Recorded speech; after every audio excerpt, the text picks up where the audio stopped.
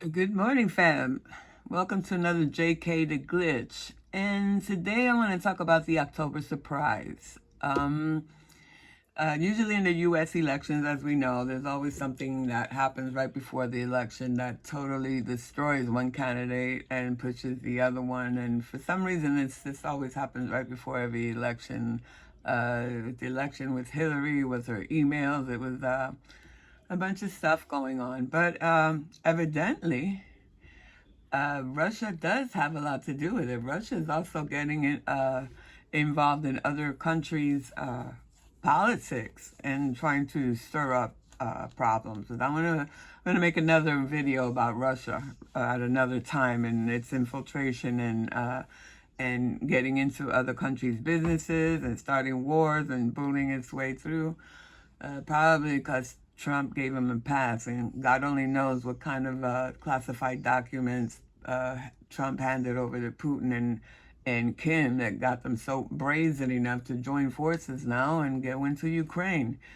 And I like the way his Trump supporter says, "Oh, Trump didn't start any wars."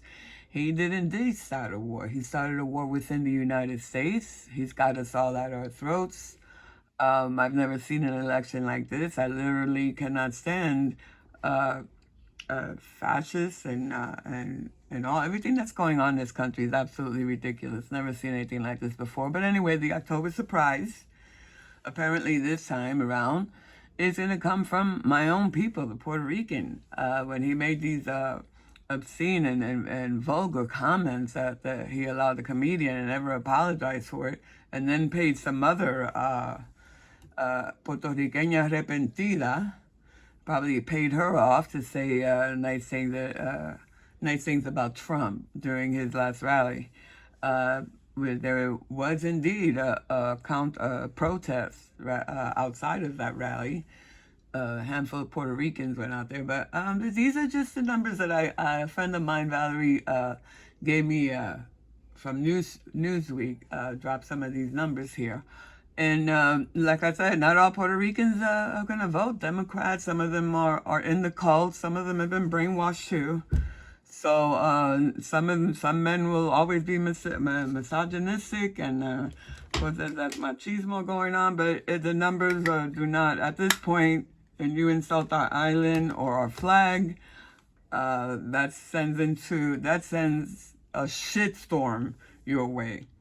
Anytime you don't want Puerto Ricans like Bad Bunny to say things to you like "no te apure," because once we tell you not to worry, those are fighting words. You're gonna expect a shitstorm after that. You will expect, oh boy.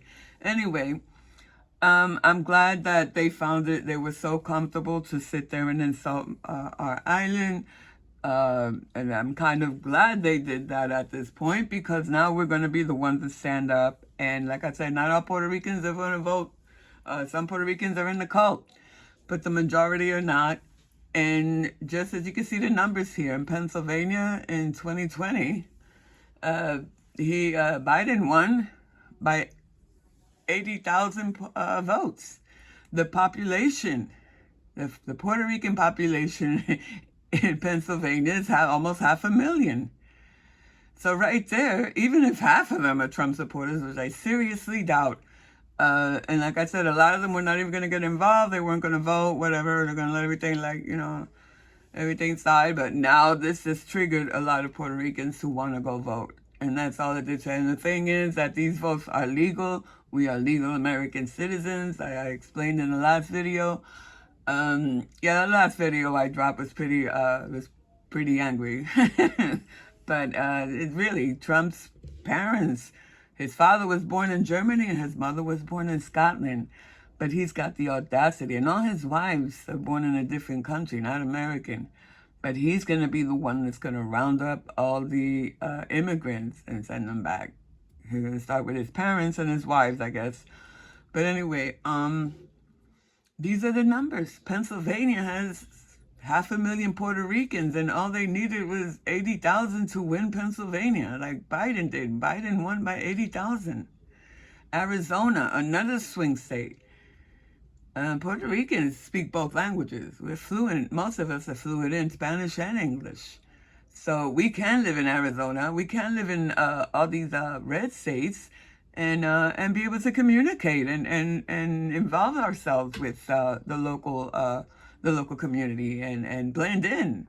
And but we never forget our roots. Wherever we are, we never forget where we came from. In Arizona, apparently was won by 10,000, and there are 64,000 registered Puerto Rican voters there that can come out. And like I said, if even half of these come out, we win Arizona. Wisconsin. Wisconsin was won by 20,000. That's all they needed that went over. And population, Puerto Rican population is 61,000. Georgia, this is a good one. Hey, Georgia was won by 11,000 votes. Remember those 11,000 votes that Trump wanted so bad? He actually said, just get me those 11,000 votes. That's why he wanted 11,000 votes, because that would have beat Biden. But actually, the Puerto Rican population in Georgia is 100,000, honey. That's 10 times over what they actually needed to win Georgia. Okay? And that was North Carolina. I have family in North Carolina. I have family that live there. My cousin is a professional. She's a teacher. She's actually a professor in University of Puerto Rico, and moved here, and very professional. They live in North Carolina. After Hurricane Maria, I believe her mom and a couple more of our family members moved to North Carolina. So North Carolina, 74,000 is all that was needed to win, the winning margin. And there's 115,000 Puerto Ricans there. Hopefully, if all those Puerto Ricans are really united in North Carolina, which you never know, like I said, there's some of them that fell in the cult. We could have easily taken North Carolina as well. There are other states that we could easily, red states and stuff. Also in Florida, there's 1.1 million Puerto Ricans here living in Florida. I live in Fort Lauderdale. There's a lot of Puerto Ricans here. Fort Lauderdale, and in Broward County, and also in Orlando. There's a huge Puerto Rican population there. And we could flip Florida, add the 300,000 Haitians that this filthy MAGA tribe riled up, talking about eating cats and dogs. And there you have it. We could easily turn Florida blue. As a matter of fact, Florida was blue when I lived there. Somebody named James Butterworth was the governor, I believe. And yeah, I was a kid back then. But yeah, Florida was blue at one point. And it doesn't matter. 1 million.1 Puerto Rican votes, if half of those even decide to vote out.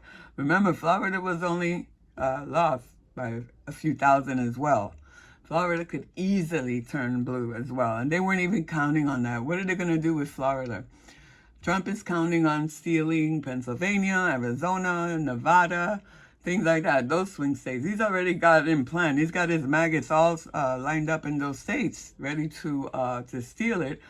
But what's he going to do? He never even took into account that Florida could turn blue. And that's 40. That's like 3 of your red states right there. Of the other red states. Florida will turn blue. Florida could easily turn blue. But, this fad, and it's just ridiculous what's going on. We really need to win by a landslide, because the chatter is also going on out here.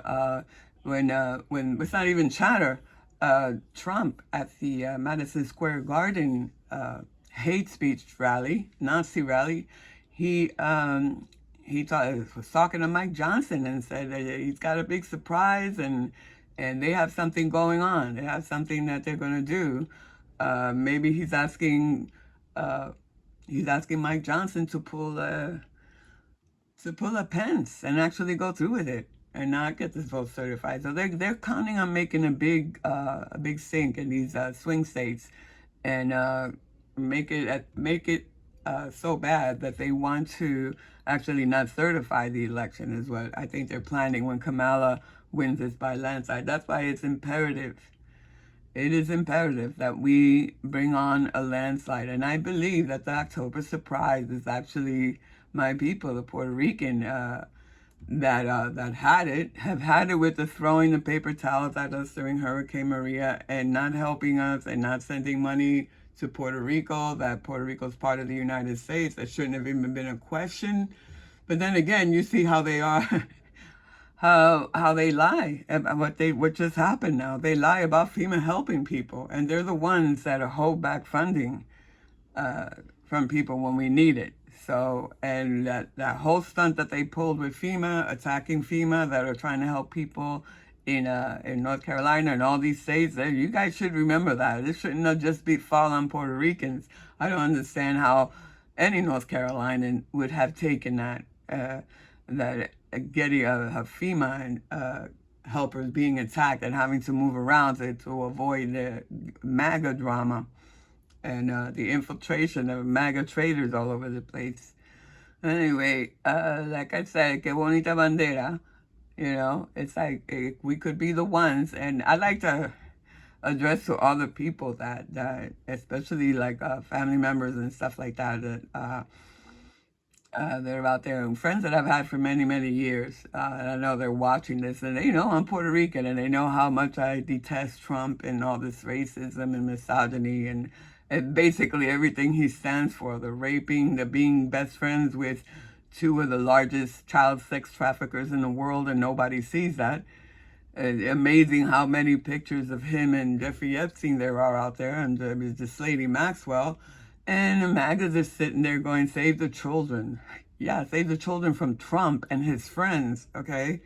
I never seen the hypocrisy, the sheer brainwashing, the blindness, the way that they think this man is some kind of savior. And but no, at the end of the day, it will be my tribe, my people, that will be the savior of us falling into complete Nazism, and the Project 2025, all those far right wet dreams of oppressing everybody and kicking out people they don't like, and all this evil, all this filth. This is all evil, and to sit there, and when you sit there and you think that this guy's selling Bibles.